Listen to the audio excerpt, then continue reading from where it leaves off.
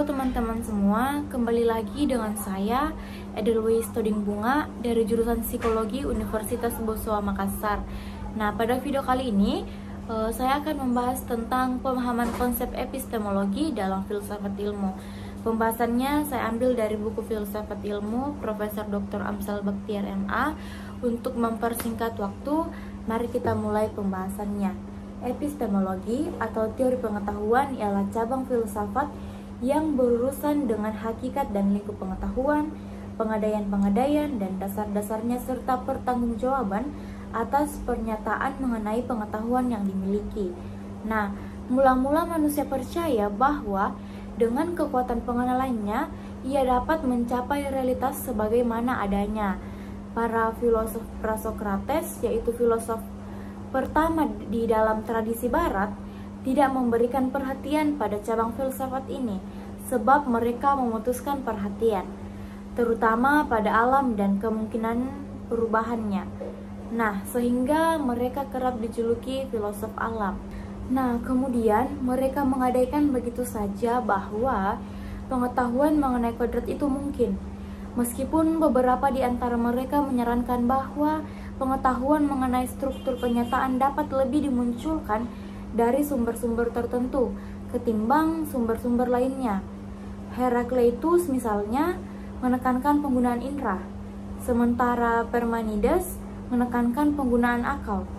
Meskipun demikian, tak seorang pun di antara mereka yang meragukan kemungkinan adanya pengetahuan mengenai kenyataan atau realitas.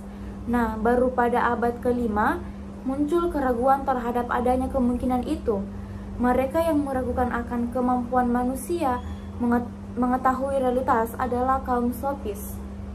Para sofis bertanya, seberapa jauh pengetahuan kita mengenai kodrat benar-benar merupakan kenyataan objektif? Seberapa jauh pula merupakan sumbangan subjektif manusia? Apakah kita mempunyai pengetahuan mengenai kodrat sebagaimana adanya? Sikap skeptis inilah yang mengawali munculnya epistemologi. Nah, kemudian metode empiris yang telah dibuka oleh Aristoteles mendapat sambutan yang besar pada zaman Renaissance dengan tokoh utamanya Francis Bacon. Nah, filsafat Bacon mempunyai peran penting dalam metode induksi dan sistematisasi prosedur ilmiah menurut Russell. Dasar filsafatnya sepenuhnya bersifat praktis, yaitu untuk memberi kekuasaan pada manusia atas alam melalui penyelidikan ilmiah. Bacon mengkritik filsafat Yunani yang menurutnya lebih menekankan perenungan dan akibatnya tidak mempunyai praktis bagi kehidupan manusia. Ia menyatakan the great mistake of Greek philosophers was that they spent too much time in theory, so little in observation. Nah, karena itu, usaha yang ia lakukan pertama kali adalah menegaskan tujuan pengetahuan. Menurutnya, pengetahuan tidak akan mengalami perkembangan dan tidak akan bermakna kecuali ia mempunyai kekuatan yang dapat membantu manusia meraih kehidupan yang lebih baik. Knowledge is power, it is not point to be held, but a work to be done. I'm laboring to lay the foundation not of any sector of doctrine, but of utility and power. Nah, sikap khas Bacon mengenai ciri dan tugas filsafat tampak paling mencolok dalam Novum Organum. Pengetahuan dan kuasa manusia didekatkannya satu sama lain. Menurutnya, alam tidak dapat dikuasai kecuali dengan jalan menaatinya. Agar dapat taat pada alam, manusia perlu mengenalnya terlebih dahulu, dan untuk mengetahui alam diperlukan observasi, pengukuran, penjelasan, dan pembuktian. Umat manusia ingin menguasai alam, tetapi menurut Bacon, keinginan itu tidak tercapai sampai pada zamannya hidup. Hal itu karena ilmu-ilmu pengetahuan tak berdaya guna dalam mencapai hasilnya. Sementara itu logika tidak dapat digunakan untuk mendirikan dan membangun ilmu pengetahuan. Bahkan Bacon menganggap logika lebih cocok untuk melestarikan kesalahan dan kesesatan yang ada ketimbang mengejar dan menentukan kebenaran. Nah, sementara bagi Descartes, Persoalan dasar dalam filsafat pengetahuan bukan bagaimana kita tahu, tetapi bagaimana kita dapat membuat kekeliruan. Salah satu cara untuk menentukan suatu yang pasti dan tidak dapat diragukan ialah dengan melihat seberapa jauh hal itu bisa diragukan. Bila kita secara sistematis mencoba meragukan sebanyak mungkin pengetahuan kita, akhirnya kita akan mencapai titik yang tak bisa diragukan, sehingga pengetahuan kita dapat dibangun di atas kepastian absolut.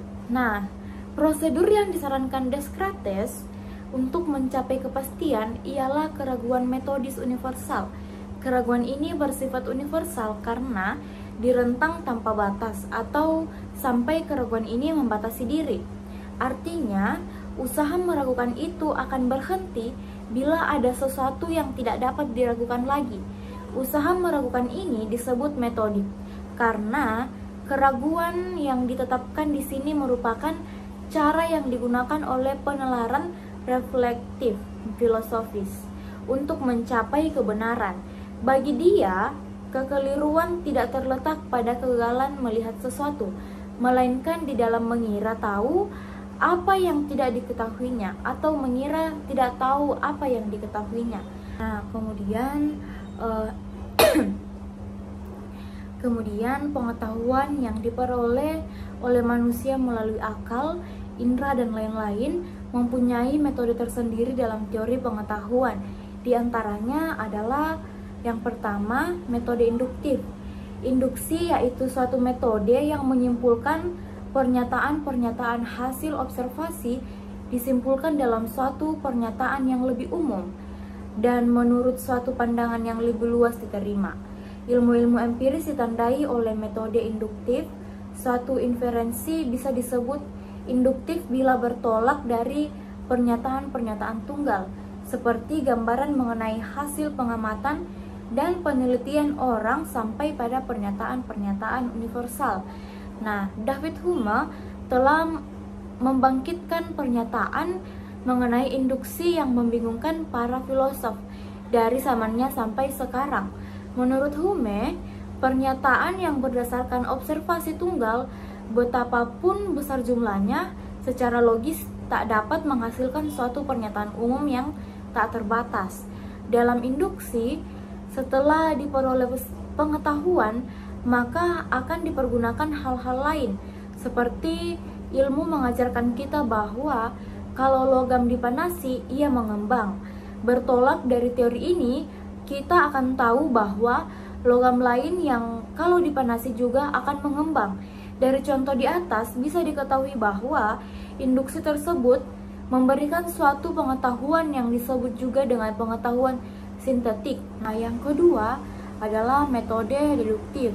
Deduksi ialah suatu metode yang menyimpulkan bahwa data-data empirik diolah lebih lanjut dalam suatu sistem pernyataan yang runtut. Hal-hal yang harus ada dalam metode deduktif ialah adanya perbandingan logis antara kesimpulan-kesimpulan itu sendiri. Ada penyelidikan bentuk logis teori itu dengan tujuan apakah teori tersebut mempunyai sifat empiris atau ilmiah. Ada perbandingan dengan teori-teori lain dan ada pengujian teori dengan jalan menerapkan secara empiris kesimpulan-kesimpulan yang bisa ditarik dari teori tersebut. Nah, Popper tidak pernah menganggap bahwa kita dapat membuktikan kebenaran-kebenaran teori dari kebenaran pernyataan-pernyataan yang bersifat tunggal. Tidak pernah ia menganggap bahwa berkat kesimpulan-kesimpulan yang telah diverifikasikan, teori-teori dapat dikukuhkan sebagai benar atau bahkan hanya mungkin benar. Nah, kemudian pada yang ketiga itu adalah metode positivisme. Metode ini dikeluarkan oleh Auguste Comte. Metode ini berpangkal dari apa yang telah diketahui, yang faktual, yang positif. Ia mengenyampingkan segala uraian atau persoalan di luar yang ada sebagai fakta. Oleh karena itu, ia menolak metafisika. Apa yang diketahui secara positif adalah segala yang tampak dan segala gejala. Dengan demikian, metode ini dalam bidang filsafat dan ilmu pengetahuan dibatasi kepada bidang gejala-gejala saja. Menurut Comte, perkembangan pemikiran manusia berlangsung dalam 3 tahap, teologis, metafisis, dan positif. Pada tahap teologis, orang berkeyakinan bahwa di balik segala sesuatu tersirat pernyataan kehendak khusus. Dan pada tahap metafisik, kekuatan adikodrati itu diubah menjadi kekuatan yang abstrak, yang kemudian dipersatukan dalam pengertian yang bersifat umum, yang disebut alam dan dipandangnya sebagai asal dari segala gejala. Nah, pada tahap ini, usaha mencapai pengenalan yang mutlak, baik pengetahuan teologis maupun metafisis, dipandang tak berguna menurutnya. Tidaklah berguna melacak asal dan tujuan akhir seluruh alam, melacak hakikat yang sejati dari segala sesuatu. Yang penting adalah menemukan hukum-hukum kesamaan dan urutan yang terdapat pada fakta-fakta dengan pengamatan dan penggunaan akal. Kemudian kita masuk yang keempat adalah metode kontemplatif. Nah, metode ini mengatakan adanya keterbatasan indera dan akal manusia untuk memperoleh pengetahuan, sehingga objek yang dihasilkan pun akan berbeda-beda. Seharusnya dikembangkan suatu kemampuan akal yang disebut dengan intuisi. Pengetahuan yang diperoleh lewat intuisi ini bisa diperoleh dengan cara berkontemplasi seperti yang digunakan oleh Al-Ghazali. Nah, intuisi dalam tasawuf dikenal dengan ma'rifah, yaitu pengetahuan yang datang dari Tuhan melalui pencerahan dan penyinaran. Nah, Al-Ghazali menerangkan bahwa pengetahuan intuisi atau ma'rifah yang disinarkan oleh Allah secara langsung merupakan pengetahuan yang paling benar. Pengetahuan yang tidak diperoleh lewat intuisi ini hanya bersifat individual dan tidak bisa dipergunakan untuk mencari keuntungan. Seperti ilmu pengetahuan yang dewasa ini bisa dikomersilkan. Nah, sekarang kita masuk pada yang kelima, yaitu metode dialektis. Nah, dalam filsafat, dialektika mula-mula berarti metode tanya jawab untuk mencapai kejernihan filsafat. Metode ini diajarkan oleh Socrates, namun Plato mengartikannya diskusi logika. Kini dialektika berarti tahap logika yang mengajarkan kaidah-kaidah dan metode-metode penuturan, juga analisis sistematik tentang ide-ide untuk mencapai apa yang terkandung dalam pandangan. Nah, dalam kehidupan sehari-hari, dialektika berarti kecakapan untuk melakukan perdebatan. Nah, dalam teori pengetahuan ini merupakan bentuk pemikiran yang tidak tersusun dari satu pikiran, tetapi pemikiran itu seperti dalam percakapan bertolak paling kurang 2 kutub. Nah, Hegel menggunakan metode dialektis untuk menjelaskan filsafatnya. Lebih luas dari itu, menurut Hegel, dalam realitas ini berlangsung dialektika. Dan dialektika di sini berarti mengompromikan hal-hal yang berlawanan seperti diktator. Nah, di sini manusia diatur dengan baik, tapi mereka tidak punya kebebasan. Kemudian keadaan di atas menampilkan lawannya, yaitu negara anarki dan warga negara mempunyai kebebasan tanpa batas, tetapi hidup dalam kekacauan. Kemudian tesis dan antitesis ini disintesis, yaitu negara demokrasi. Dalam bentuk ini, kebebasan warga negara dibatasi oleh undang-undang dan hidup masyarakat tidak kacau. Nah, kemudian perkembangan ilmu pada masa modern dan kontemporer secara epistemologis. Sebagai ciri yang patut mendapat perhatian dalam epistemologis, perkembangan ilmu pada zaman modern adalah munculnya pandangan baru mengenai ilmu pengetahuan. Nah, kemudian pandangan itu merupakan kritik terhadap pandangan Aristoteles, yaitu bahwa ilmu pengetahuan sempurna tak boleh mencari untung, namun harus bersikap kontemplatif, diganti dengan pandangan bahwa ilmu pengetahuan justru harus mencari untung, artinya dipakai untuk memperkuat kemampuan manusia di bumi ini. pada abad-abad berikutnya di dunia barat dan mau tak mau juga di dunia luar barat dijumpai keyakinan dan kepercayaan bahwa kemajuan yang dicapai oleh pengetahuan manusia, khususnya ilmu-ilmu alam, akan membawa perkembangan manusia pada masa depan yang semakin gemilang dan makmur. Sebagai akibatnya, ilmu pengetahuan alam selama masa modern sangat mempengaruhi dan mengubah manusia dan dunianya. Nah, dengan demikian adanya perubahan pandangan tentang ilmu pengetahuan mempunyai peran penting dalam bentuk peradaban dan kebudayaan manusia, dan dengan itu pula tampaknya muncul semacam kecenderungan yang terjalin pada jantung setiap ilmu pengetahuan dan juga para ilmuwan untuk lebih berinovasi untuk penemuan dan perumusan berikutnya. Nah, kemudian kecenderungan yang lain ialah adanya hasrat untuk selalu menerapkan apa yang dihasilkan ilmu pengetahuan, baik dalam dunia teknik mikro maupun makro. Dengan demikian, tampaklah bahwa semakin maju pengetahuan, semakin meningkat keinginan manusia, sampai memaksa, merajalela, dan bahkan membabi buta. Akibatnya, ilmu pengetahuan dan hasilnya menjadi tidak manusiawi lagi, bahkan cenderung memperbudak manusia sendiri yang telah merencanakan dan menghasilkannya. Kecenderungan yang kedua inilah yang lebih mengerikan dari yang pertama, namun tidak dapat dilepaskan dari kecenderungan yang pertama. Nah, ilmu pengetahuan dan teknologi akhirnya mau tak mau mempunyai kaitan langsung ataupun tidak dengan struktur sosial dan politik yang pada gilirannya berkaitan dengan jutaan manusia yang kelaparan, kemiskinan, dan berbagai macam kesimpangan yang justru menjadi pandangan yang menyolok di tengah keyakinan manusia akan keampuhan ilmu, pengetahuan, dan teknologi untuk menghapus penderitaan manusia. Nah, adapun Georgi Bateson misalnya melihat secara mendasar permasalahan yang ditimbulkan dari perkembangan ilmu, pengetahuan, dan teknologi modern. Menurutnya, sebab-sebab utama yang menimbulkan krisis-krisis di atas ialah kesalahan epistemologi yang mendasari ilmu pengetahuan dan teknologi modern. Dalam hubungan ini, ia menegaskan jelas kini bagi banyak orang bahwa telah muncul berbagai bencana sebagai akibat kesalahan epistemologi barat. Ini semua berkisar dari insektisida sampai polusi, jarahan radioaktif, dan kemungkinan mencairnya es Antartika. Di atas itu semua, desakan kuat kita untuk menyelamatkan kehidupan individual telah mendatangkan kemungkinan bahaya kelaparan dunia di masa mendatang.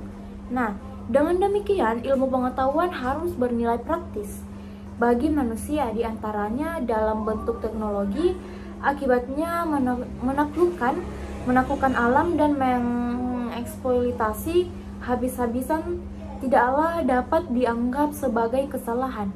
Kedua metode yang digunakan ialah deduksi, induksi sebagai pengaruh dari pemikiran positivisme. Kemudian, metode ini amat dominan dalam epistemologi modern, khususnya dalam metode keilmuan. Ketiga objek yang dikaji adalah realitas, empiris, inderawi, dan dapat dipikirkan dengan rasio. Dalam kaitan ini, Herman Kahn menyebut budaya yang dihasilkan dari epistemologi di atas adalah budaya inderawi, yaitu budaya yang bersifat empiris, duniawi, sekular, humanistik, utiliter, dan hedonistik. Nah, tentang tujuan ilmu pengetahuan dalam ilmu pengetahuan modern ialah bahwa ilmu pengetahuan bertujuan menundukkan alam. Alam dipandangnya sebagai sesuatu yang dimanfaatkan dan dinikmati semaksimal mungkin. Dalam hubungan ini, Nars mengemukakan bahwa akibat yang akan terjadi dari pandangan demikian, alam diperlakukan oleh manusia modern seperti pelacur, mengambil manfaat dan kepuasan darinya tanpa rasa kewajiban dan tanggung jawab apapun. Nah, lebih lanjut, Nars mengkritik ilmu pengetahuan modern barat bahwa ilmu modern mereduksi seluruh esensi dalam pengertian metafisik kepada material dan substansial. Dengan demikian, pandangan dunia metafisis nyaris sirna dalam ilmu pengetahuan modern. Kalaupun ada, metafisik mereduksi menjadi filsafat rasional yang selanjutnya sekedar pelengkap ilmu pengetahuan alam dan matematika. Nah, kemudian dalam bidang filsafat, Descartes mewariskan suatu metode berpikir yang menjadi landasan berpikir dalam ilmu pengetahuan modern. Nah, langkah-langkah tersebut adalah yang pertama, tidak menerima apapun sebagai hal yang benar, kecuali kalau diyakini sendiri bahwa itu memang benar. Yang kedua, memilah-milah masalah menjadi bagian-bagian terkecil untuk mempermudah penyelesaian. Dan yang ketiga, berpikir runtut dengan mulai dari hal yang sederhana, sedikit demi sedikit untuk mencapai ke hal yang paling rumit. Nah, sedangkan perkembangan ilmu pengetahuan di zaman kontemporer ditandai dengan berbagai teknologi canggih. Teknologi dan informasi termasuk salah satu yang mengalami kemajuan yang pesat, mulai dari penemuan komputer, satelit komunikasi, internet, dan lain-lain. Manusia dewasa ini memiliki mobilitas yang begitu tinggi karena pengaruh teknologi komunikasi dan informasi. Nah, bidang ilmu lain juga mengalami kemajuan pesat, sehingga terjadi spesialisasi ilmu yang semakin tajam. Ilmuwan kontemporer mengetahui hal yang sedikit tetapi secara mendalam. Ilmu kedokteran pun semakin menajam dalam spesialis dan subspesialis. Demikian bidang-bidang ilmu lain di samping kecenderungan lain adalah sintesis antara bidang ilmu satu dengan yang lainnya, sehingga dihasilkannya bidang ilmu baru seperti bioteknologi dan psikolinguistik. Nah, itu adalah pembahasan kita hari ini. Semoga teman-teman dapat mengerti dan juga dapat berguna bagi teman-teman, dan juga tentunya dapat berguna bagi saya sendiri. Mohon maaf bila ada kesalahan kata yang saya ucapkan, mohon dimaafkan. Sampai bertemu pada video berikutnya. Terima kasih.